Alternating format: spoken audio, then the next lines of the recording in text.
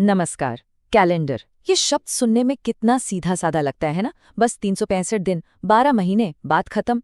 लेकिन क्या कभी सोचा है कि यह आसान सा दिखने वाला सिस्टम असल में समय के साथ इंसान के सबसे बड़े, सबसे नाटकीय संघर्ष की कहानी है। आइए आज इसी हजारों साल पुरानी पहेली की परतों को एक एक करके खोलते हैं। तो चलिए सीधे मुद्दे पर आते हैं। ये जो हम कहते हैं साल 2024, 2025, कभी सोचा है कि साल 0001 से पहले क्या था? ये सवाल सिर्फ कोई मजेदार पहेली नहीं है। जरा सोचिए, अगर आपको पता ही ना हो कि अगली फसल कब उगानी है, बारिश कब होगी या अगला मौसम कौन सा होगा, तो आप जिएंगे कैसे? हमारे पूर्वजों के लिए यही रोज की सच्चाई थी। हजारों साल पहले हमारे पुरखों के लिए समय एक ऐसा अदृश्य दुश्मन था जिसे ना तो वो पकड़ सकते थे, ना ही रोक सकते थे। समय को समझना उनके लिए कोई शौक की बात नहीं थी। ये तो जिंदा रहने की एक जंग थी, हर दिन लड़ी जाने वाली। सोच कर देखिए, अगर ये नहीं पता कि बीज कब बोना है तो नतीजा सिर्फ एक है, भुखमरी। अगर जल्दी बो दिया तो फसल बर्बाद, और अगर थोड़ी देर कर दी तो फसल सूख गई। मतलब समय को कैलकुलेट करना कोई गणित का सवाल नहीं था। ये तो थी अस्तित्व के लिए इंसान की पहली और सबसे बड़ी दिमागी लड़ाई। तो सवाल ये उठता है कि इंसानों ने इस अदृश्य दुश्मन को काबू में करने की पहली कोशिश आखिर की तो की कैसे?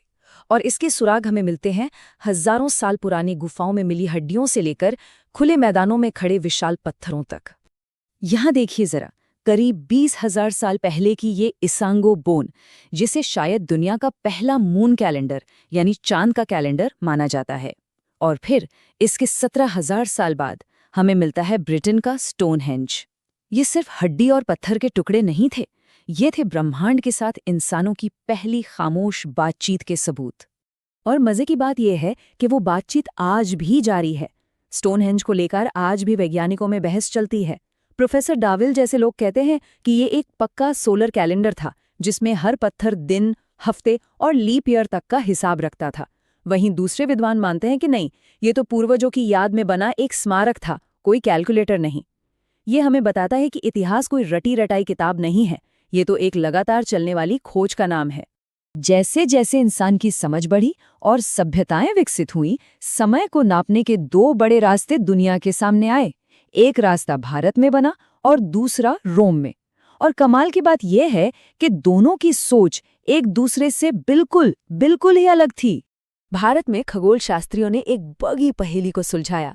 देखिए, चांद के हिसाब से साल होता है 350 दिन का और सूरज के हिसाब से 365 दिन का।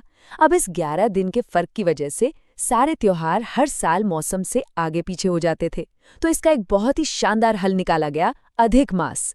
मतलब प्रकृति से लड़ने के बजाय उसके साथ तालमेल बिठाओ और हर 32-33 महीनों में एक पूरा का पूरा अतिरिक्त महीना ही जोड़ दो। तो यहाँ सबसे जरूरी बात समझने वाली है फिलॉसफी की। भारतीय सिस्टम प्रकृति के चक्र के साथ चलने यानी हार्मनी पर आधारित था। वहीं रोमन सिस्टम का लक्ष्य था समय पर एक तयशुदा ऑर्डर थोपना, उसे कंट्रोल करना। एक ने सिस्टम को ठीक करने के लिए पूरा महीना जोड़ा तो दूसरे ने सिर्फ एक दिन। एक का लक्ष्य था कि त्योहार सही मौसम में आए तो दूसरे का था कि एक स्टैंडर्ड फिक्स साल बनाया जाए। और रोमन कैलेंडर की इसी सख्ती और एक बहुत छोटी सी गलती ने आगे चलकर इतिहास का सबसे बड़ा ड्रामा खड़ा कर दिया। एक ऐसा संकट पैदा हुआ जिसके समाधान के लिए इतिहास से 10 दिन ही मिटाने पड़ गए। हुआ ये कि जूलियन कैलेंडर हर साल असली सोलर वर्ष से सिर्फ 11 मिनट आगे चल रहा था। अब सुनने में ये 11 मिनट कुछ भी नहीं लगते, है ना? लेकिन सदियों में यही 11-11 मिनट जुड़कर पूरे 10 दिन बन गए। नतीजा, कैलेंडर मौसम से 10 दिन आगे निकल चुका था। ईस्टर जैसे बड़े त्योहार गलत तारीखों पर आने लगे थे और चर्च के लिए ये एक बहुत बड़ा संकट बन गया था। और फिर साल 1582 में पोप ग्रेगरी 13वें ने एक ऐसा फरमान जारी किया जिसे सुनकर सब हैरान रह गए।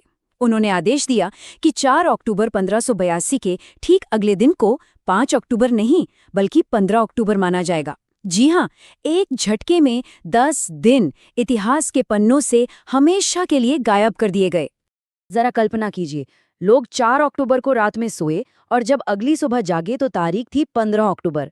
पूरे यूरोप में हड़कंप मच गया। कई जगहों पर तो दंगे भड़क उठे। लोग सड़कों पर चिल्ला रहे थे, चर्च ने हमारी जिंदगी के 10 दिन चुरा लिए, हमें हमारे 10 दिन वापस दो। ये घटना साबित करती है कि कैलेंडर सिर्फ तारीखों का हिसाब नहीं है, ये लोगों की पहचान, उनके विश्वास और उनकी जिंदगी से गहराई से जुड़ा है। तो इस हजारों साल के लंबे और नाटकीय सफर के बाद आज हम कहाँ पहुँचे हैं? हम पहुँचे हैं एक बहुत ही दिलचस्प जगह पर। एक ऐसी जगह जहाँ हम सब समय के साथ एक तरह की दोहरी जिंदगी जी रहे हैं। देखिए, एक तरफ तो हमारे ऑफिस, हमारा काम धंधा, अंतर्राष्ट्रीय मामले, सब कुछ ग्रेगोरियन कैलेंडर के हिसाब से चलते हैं। ये एक ग्लोबल स्टैंडर्ड बन चुका है। लेकिन उसी के साथ साथ दुनिया की एक बहुत बड़ी आबादी आज भी अपने त्योहारों के लिए, शादियों के मुहूर्त के लिए और यहाँ तक कि खेती किसानी के कामों के लिए भी उन्हीं प्राचीन लूनी सोलर पंचांगों पर निर्भर है। ये दिखाता है कि हजारों साल पुरानी वो मेहनत आज भी कितनी जिंदा और जरूरी है।